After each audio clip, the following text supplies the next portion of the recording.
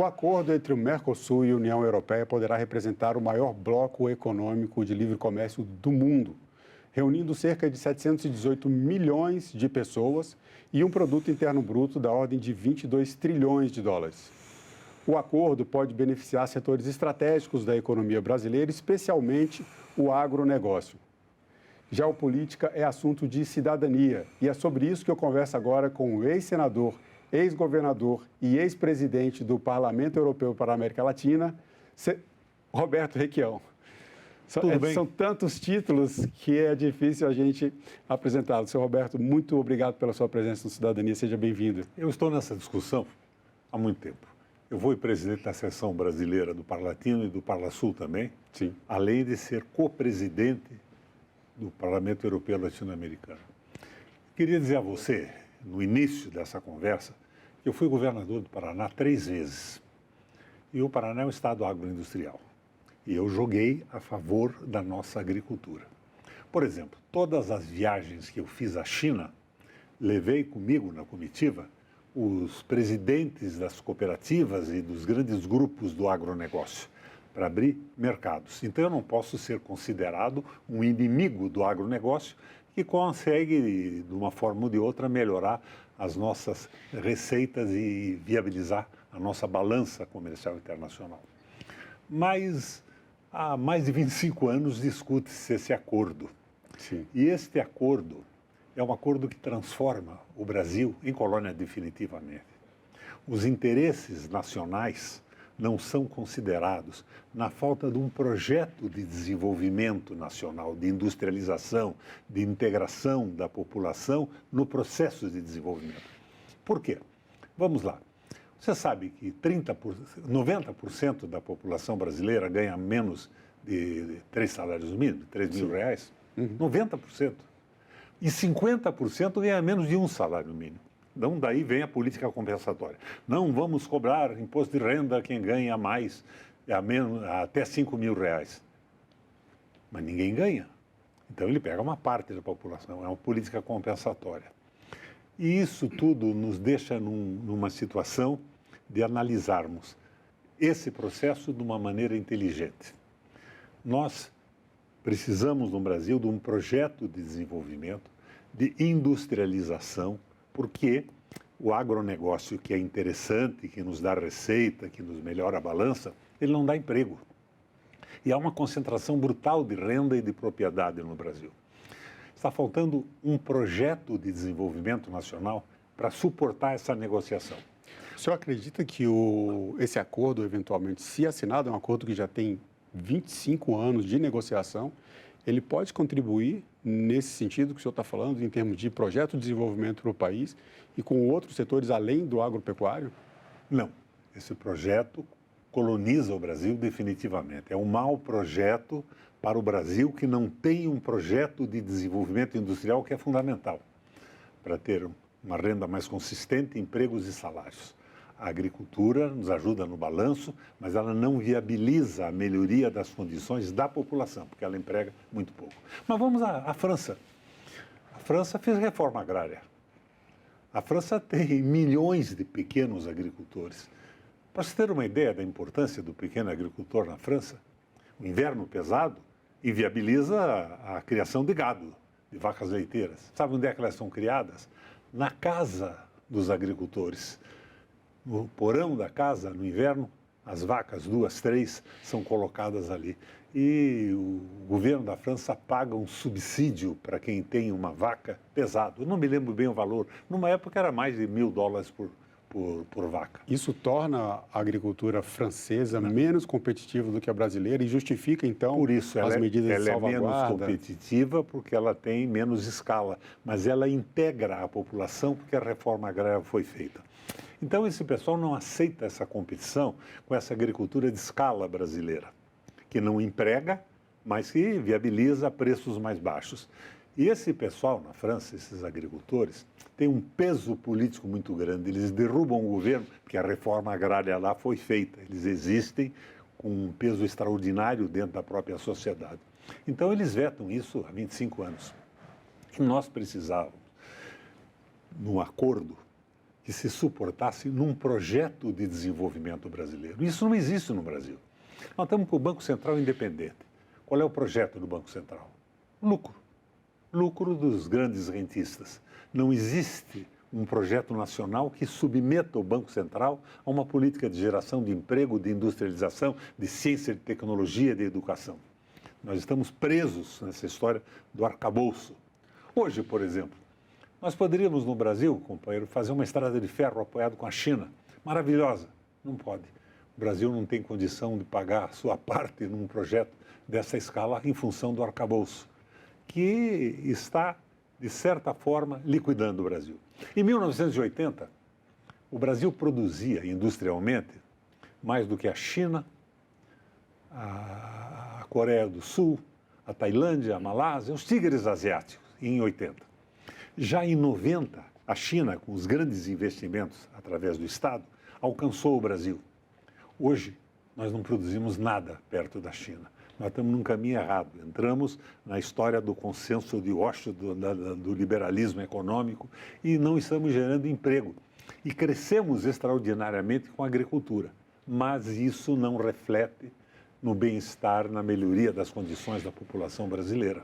No acordo, ou melhor, no site do Ministério de Desenvolvimento, Indústria e Comércio, há informações sobre esse acordo e possíveis impactos do acordo. Segundo o site, a assinatura do acordo pode gerar investimentos da ordem de 0,76% no aumento de investimentos no Brasil, que seria algo equivalente a cerca de 13 bilhões de reais, segundo o que consta no site. Investimento no quê? Investimentos no na agronegócio, indústria, que não gera emprego e que marginaliza a população e nos deixa nessa situação explosiva. Vai chegar um momento que os 90% que não ganham 3 mil reais por mês vão se revoltar e a concentração de renda é a concentração da propriedade. O que falta para o Brasil poder negociar esse acordo com a Europa é ter um projeto de desenvolvimento que não seja o liberalismo econômico, que não se suporte no consenso de Washington e nessa acumulação brutal do capital na mão de pouca gente. O senhor entende esse acordo União Europeia e Mercosul como parte de um projeto neoliberal? Não, é parte de um projeto, é a continuidade desse processo. Por isso que a recusa francesa e as pessoas inteligentes no Brasil são contra isso há muito tempo. Para você ter ideia de como é que isso se dava, eu era presidente do Parlamento Europeu Latino-Americano e fui presidente das seções brasileiras do Parlasul e do Parlatino. Nós nunca vimos o acordo, nós nunca vimos o processo. Aquilo tudo era feito pelo Itamaraty, seguindo interesses do projeto do agronegócio. O agronegócio ganha muito com isso, o Brasil perde muito. Eu não sou contra o agronegócio, sim, mas tem que haver um projeto que integre a população brasileira no processo de desenvolvimento. Não é o que ocorre com o acordo do Mercosul.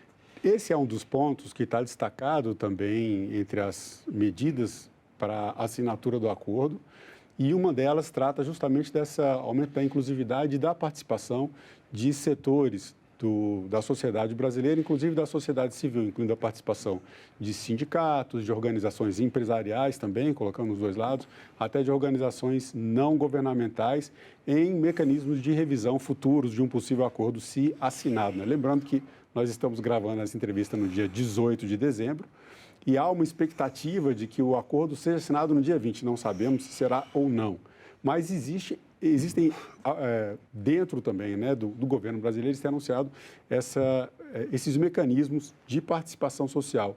Isso ajudaria, de alguma forma, a tornar esse acordo mais favorável ao país ou tem impacto para pequenas e médias empresas? Não há participação social. Se as negociações que duraram 25 anos foram escondidas dos parlamentares do Parlamento Europeu Latino-Americano, do Parlasul e do Parlatino, é porque isso é feito às escuras. E o acordo, basicamente, beneficia, se for viabilizado, o agronegócio, mas não beneficia o país. Ele precisa abrir para o agronegócio. Eu já disse a você que fui governador 3 vezes e eu joguei pela abertura do mundo para o agronegócio brasileiro. Eu sou a favor do sistema, mas eu não posso esquecer que o Brasil não é só isso, que o povo está 90% ganhando menos de 3 salários mínimos. Outra Pequenos coisa, agricultores seriam beneficiados de alguma forma também? Ou quando a gente fala do agro, só os grandes produtores? A pequena agricultura não é beneficiada. Agricultura familiar. Porque no Brasil não tem um projeto para isso. Como governador, eu tratei disso. Mas eu vejo que não tem um projeto sólido para o desenvolvimento da agricultura brasileira, como houve na França. São milhões de pessoas organizadas que garantem a sustentabilidade da alimentação da França. Então, o que pensam também os estrategistas do ponto de vista geopolítico? A França entra num conflito, mas ela está dependendo exclusivamente da agricultura da América do Sul e do Brasil. O doido como o Donald Trump faz um bloqueio marítimo e a França não come mais? Não, eles não querem esse desequilíbrio, eles não querem essa dependência absoluta de um outro país. Falando em Trump, as medidas unilaterais e as medidas de protecionismo do governo dos Estados Unidos, especialmente o tarifaço imposto ao Brasil, acabaram, de certa forma, impulsionando a possibilidade de o Mercosul conseguir esse acordo finalmente com a União Europeia? Acabaram impulsionando a visão da multipolaridade do mundo. Né? Abrimos outros mercados. Mas nós não temos um projeto de crescimento industrial. E sem crescimento industrial, o povo está marginalizado. O seu programa fala na cidadania. Como é que pode ser um cidadão que não tem acesso ao processo de crescimento e não tem um projeto de desenvolvimento que beneficie o conjunto da população? Então, o erro é esse.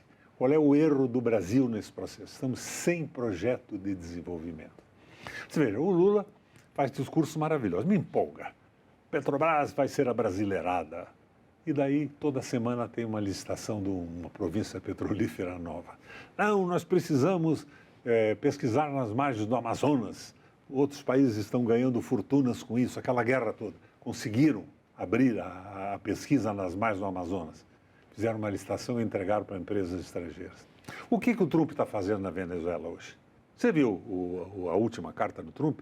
Sim. Quero de volta o petróleo. Ele quer que aquela medida nacionalizante que o Hugo Chávez fez lá atrás, que estabeleceu que o petróleo da Venezuela era dos venezuelanos, acabe, que entregue de novo para as empresas americanas. Então, o petróleo é a base disso tudo. E a Venezuela, nacionalizando o petróleo... A maior reserva de petróleo. É a maior reserva de petróleo do mundo. Então, tudo isso, do ponto de vista geopolítico, não tem nada a ver com democracia, com sistema político. Ao mesmo tempo que ele chama o Maduro de ditador, ele é aliado da Arábia Saudita, que é uma ditadura. Então, o problema todo é esse. E esse acordo do Mercosul é um acordo para o agronegócio brasileiro, mas é um acordo que fere a sustentabilidade da França. Eu acho que dificilmente pode ser aprovado. Falando em sustentabilidade, existe a União Europeia, há alguns anos atrás, publicou uma série de medidas para regular a importação de produtos, inclusive de produtos agropecuários, que tenham relação com o desmatamento. Aí entra nessa questão de sustentabilidade também que o senhor falou. Medidas como essa podem, de alguma forma, prejudicar as exportações brasileiras ou criar entraves dentro desse acordo, ou essa parte de sustentabilidade, segundo o acordo, já estaria acertada? Fazer esse raciocínio. Medidas como essa Sim. preservam a humanidade no globo terrestre. Uhum. Porque se você não garante a sustentabilidade, você acaba impedindo a vida humana no planeta Sim, Terra. e o desmatamento é um problema sério. Embora, muitas vezes, esta visão ecológica atenda exclusivamente a interesses localizados econômicos de alguns grupos. Mas, de uma forma geral, a preservação do planeta é importantíssima. Então, onde nós chegamos nessa história toda? Você vê aí o governo falando, não, porque o setor vai ganhar, vai... Não. Quem vai perder é o Brasil, que vai perder a chance de se desenvolver industrialmente, dar emprego e condição de vida melhor para o povo. Isso não pode dar certo. Nós entramos no liberalismo econômico. O liberalismo econômico que é os grupos de investimento, os fundos, acabam dominando a economia e dominando o país de uma forma absoluta. Então, os investimentos previstos, por exemplo, no setor industrial brasileiro, já que dentro dessa balança comercial entre Brasil, especialmente entre Brasil e União Europeia, não há investimento Europeia. industrial nesse processo. Há investimento no agronegócio. À medida que ele pudesse avançar na Europa e liquidar com a economia agrícola e a sustentabilidade e a segurança deles. Por isso a resistência. Mas não há proposta alguma de desenvolvimento nacional do ponto de vista industrial. Nenhuma. Em termos de bloco, juntando Brasil, Paraguai, Uruguai, Argentina, Bolívia, que está ingressando nesse bloco também no Mercosul, existe algum ponto que seja também favorável, no caso, ao bloco? Há algumas outras questões que são colocadas também como parte desse acordo, que inclui a cooperação em políticas públicas, que inclui a segurança jurídica, no caso brasileiro, segurança jurídica para investimentos, desburocratização. Não há segurança jurídica para investimento algum.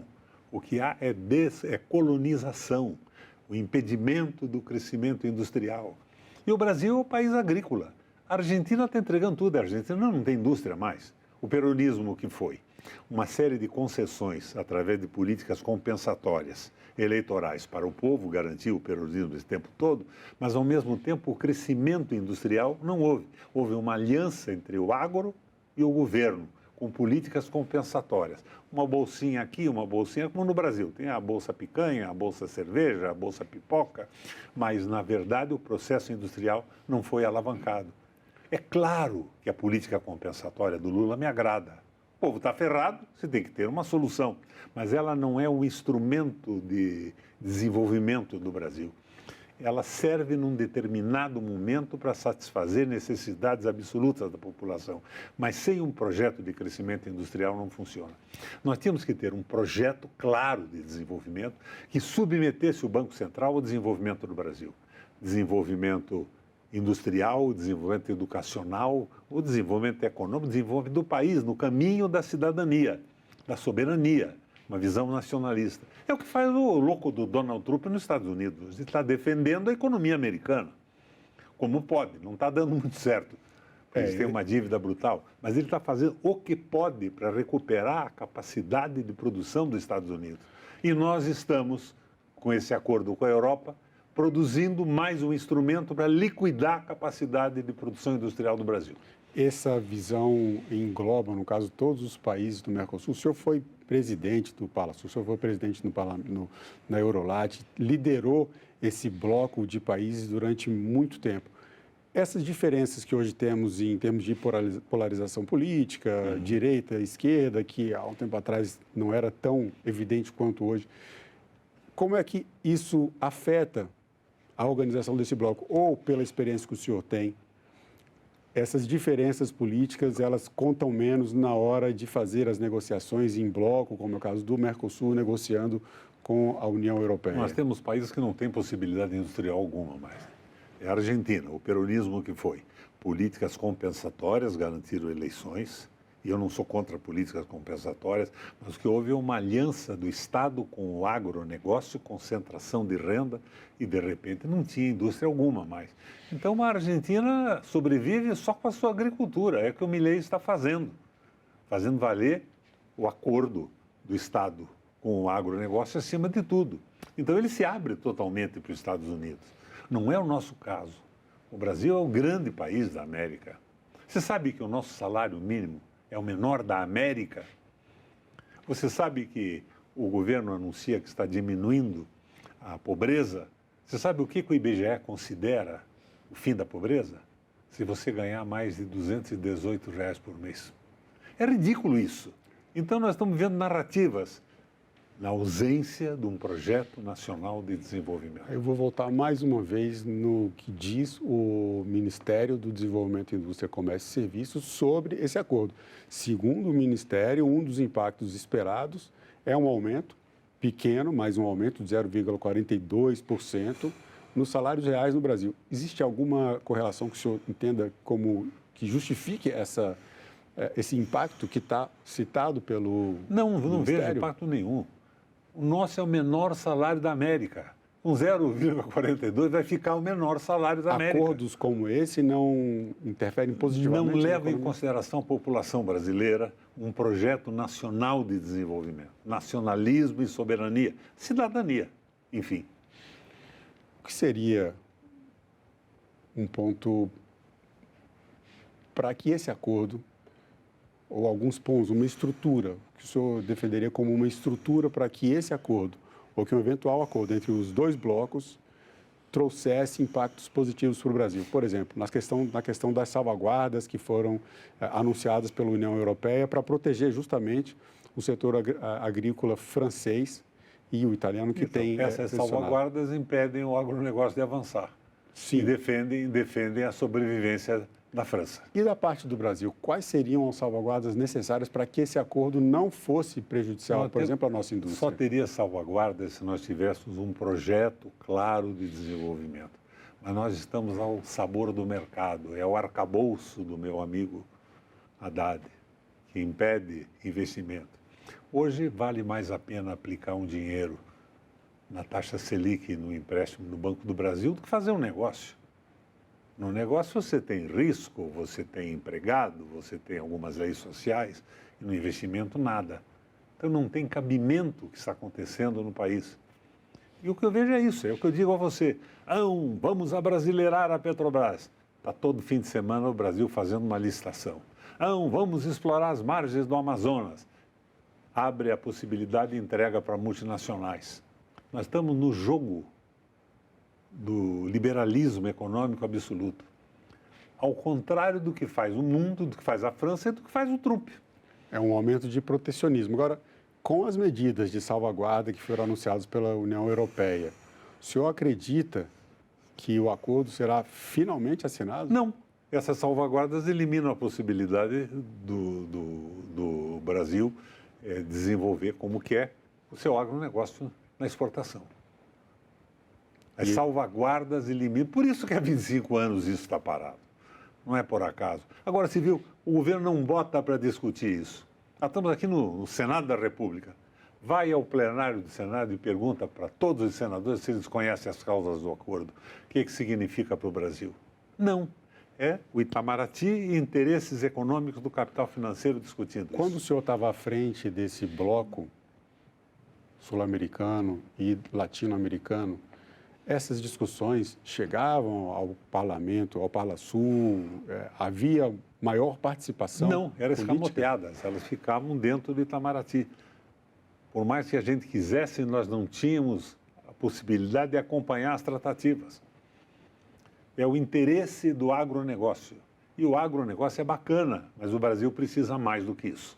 O senhor considera, então, que esse acordo seria basicamente um acordo setorial, no caso do Brasil, do agronegócio? Não só um acordo setorial, porque ele abre a possibilidade de entrada de produtos industrializados e prejudica a possibilidade do nosso desenvolvimento industrial, que é fundamental para a cidadania. Seria o caso de o Brasil, então, fechar as portas um pouco a esses investimentos? Não é o caso de fechar. É de ter um projeto e negociar em cima de um projeto de desenvolvimento. Você pode ceder aqui, mas viabilizar a entrada lá. E o que está acontecendo é uma abertura total a favor do agronegócio apenas. E a França não aceita. E para o setor industrial brasileiro? Nada. Conversa mole de investimentos, não tem investimento. O Brasil vai se transformar numa colônia de exportação de commodities agrícolas e minerais. Em termos de políticas públicas, que é um dos pontos também destacado como possíveis impactos do acordo, o senhor vê alguma possibilidade de melhoria em políticas públicas ou investimento a partir desse acordo? Algumas políticas compensatórias, mas daí nós caímos na armadilha do peronismo. Políticas compensatórias com a finalidade eleitoral que acabam explodindo com a falência do desenvolvimento industrial e a quebradeira do país, que aconteceu com a Argentina. Nós estamos vivendo um peronismo. Políticas compensatórias são bacanas, mas na ausência de uma política estrutural, elas têm um fim rapidamente e aniquilam a possibilidade do Estado. Chega num momento que o Estado não consegue pagar isso mais, porque ele não cresceu. O país não cresceu, a indústria não cresceu.